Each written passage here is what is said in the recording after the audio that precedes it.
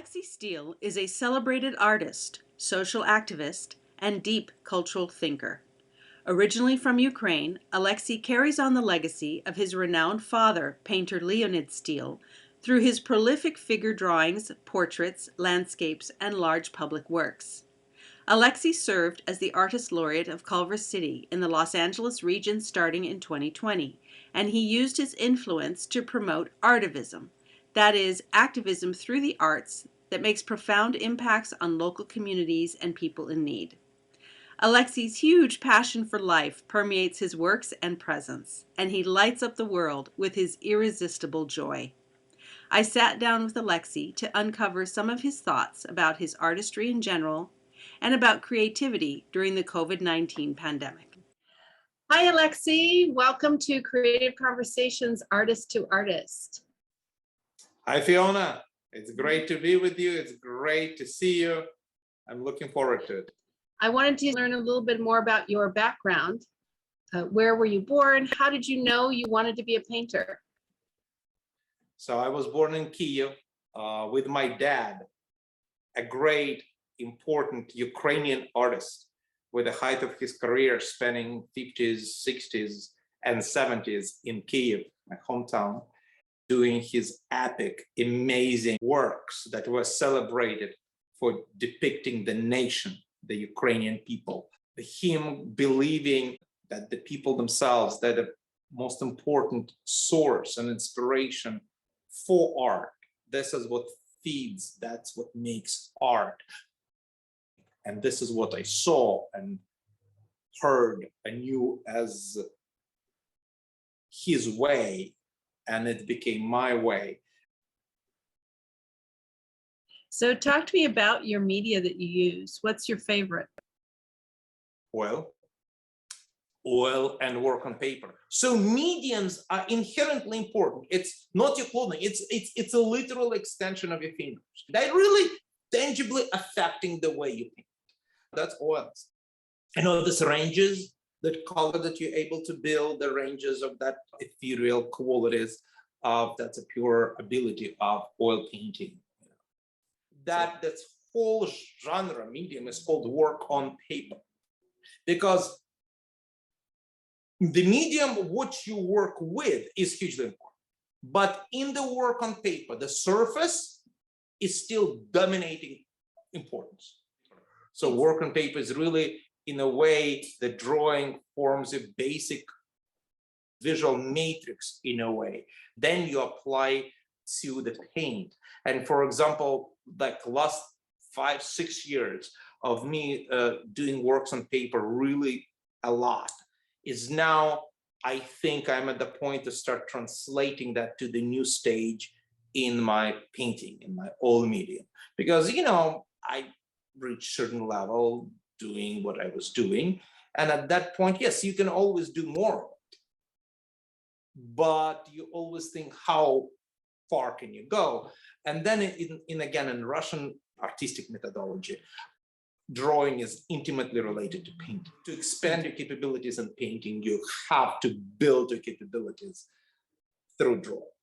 And so in a way, so that whole body of work of works on paper is a foundation to my whole new and upcoming body of work in oil. So talk to me about this painting. I just love it. I'm so happy you found that one. Oh yeah, I love this. This is actually a painting of my very good friend and a spectacular person, again, of that amazing internal story, Joy Womack. So for those who don't know, Joy Womack was a young ballet dancer from Santa Monica, California, with a remarkable story. She became one of the first Americans to attend the Bolshoi Ballet Academy in Russia, and then became a lead dancer with the Bolshoi and Kremlin ballet companies. This is almost unheard of for an American. Isn't that a hero? Isn't that amazing? Isn't that a story? So that painting that you pulled and responded to, this is Joy. I made a study. This is the Joy that we painted in Palos Verdes. So right in the full moon, this great sort of swan by the really big lake. amazing people that I'm just privileged. This is what fills my life with that sort of whatever I call it, meaning, is seeing and getting to know this remarkable, great people, individuals, and being able to capture them, that presence that becomes sort of universal presence, and also to describe sort of like, because this is like a cipher, like a code, you know, human's presence, you see that there is something, and then their life story kind of gives you the entry. Oh, that's what I see there. That's why it's there. And I absolutely love doing both. So I'd also love to hear about the portrait of your friend, Rich Yamashita, that's currently on exhibit at the Bowers Museum in Southern California. I know you did this one during the COVID-19 pandemic lockdowns, and that it's part of your ongoing Love My Neighbor program and portrait series. So each character in the series is somebody I'm drawn to. I love this overlooked everyday heroes. It's not people that we kind of got used to habitually celebrate in our ratings-driven society. That's not who really forms life of the community. And that's what Rich was to me. And he really completely personified what the project Love My Neighbor was all about. And I was so fascinated by what drives him, why is he doing what is he doing? And at the center, he shared the motto of his philosophy coming from Japanese. It's all Japanese saying, Ichigo Ichi-e. Loosely translated, it's once in a lifetime. Everything that happens now is once in a lifetime. How could you not enjoy it? So Rich's motto sounded that much more powerful considering the conditions we were in. I wanted Love My Neighbor to be a stable, artistic part of my tenure in Culver City. And I would not let some kind of minor inconveniences like a global crisis affect my plans. So I prefer with a capital, like a screaming capital letters, spaced out, prefer working live rather than photographs. Because as you develop the work, as you develop this is the way you sink into that person. And in the process of me working with the Rich, doing a live seating live is out of question, but I still would not alter my desire to know and showcase people and would not just use a photograph. So what we did distant live sessions. I developed the whole rig. It was complicated, but to figure it out, 2 instantaneous live streams. I had my sitter in the state of the house, and over FaceTime, the stream would come to me on my big screen right here. So one live cast coming in and another live cast were coming out on Facebook. So all the sessions, they were recorded live. So all our conversation and the development of the work, the image happened live in front of the people. And that was with all this feedback. So to have all this with a backdrop of global crisis, I think made it even so much more special to me personally. So COVID had such a profound impact on how everybody lived their life and rethought what their life was going to be like. What was it like for you when the pandemic started? The joking humor of life itself has it, as I was appointed artist laureate at the end of 2019. An actual appointment came at the beginning of 2020. And right as we made all our great plans and all of my plans with all this outreach, it's art. It has to do with people. It's events. It's bringing people out of their houses and bringing them together, and having art in the middle of that, and having the art as this point of interaction and point of human-to-human contact. Guess what happened to all those plans? So what do we do? What do you do? My first inclination was fantastic, great, thank you. It's a dream. The dream of any artist is to have an excuse to be locked in a studio and the key thrown away, and while they're still looking for keys, you can still do something. No distractions. Great, right? But I thought like this, maybe for 24 hours, not more.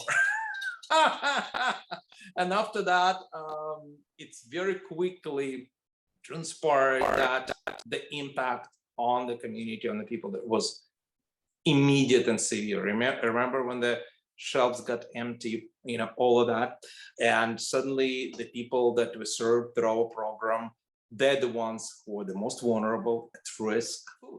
So in the first week of the stay-at-home order, we pivoted our outreach program.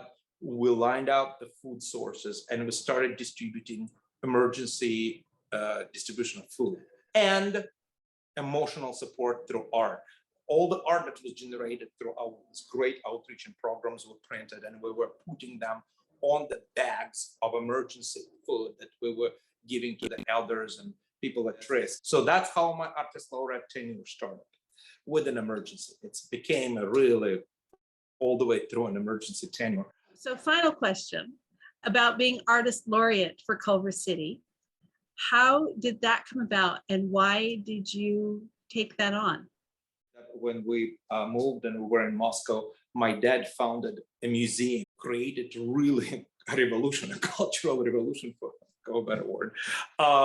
And by coming with the initiative just to create a museum. And that was completely novel idea to have a city-owned museum. It was such a smashing success. It was so phenomenal. That is a testament to enduring idea of locally supported art. This is something that I grew up with, as both as an idea, as a path, and as a way of life, with art making being at the very center. I was told about this brand new program that the city was developing, the Artist Laureate program. And I thought, I thought that it's a fabulous idea. I thought it's so great. And I know how difficult it is to launch a new program. And because by that time I had this years of experience of programming and putting programs together, big programs. So I said, okay, yeah, of course, I know what you need just to support. I kind of submitted just to support the effort, just to support this great new program. I mean, not even thinking about it. So because I went out of this, I think it was 16 or 18 applicants really across the different creative fields. So when the selecting committee invited me, and then after going through second round, when they decided on me, I was just completely shocked and surprised. And it was a great way, again, to test my views, to test my belief on the place of art in a society, how the art itself, not just, from the side of the art maker, just direct, how could the art be part of, in today's complicated world, to be absolutely tangible part of our society, to show how vital art is and can be and shall be in the lives of society. Thank you so much, Alexey, for sharing your time and your enthusiasm and your passion. I adore you. Fiona, you're wonderful. I adore you right back too. Wait.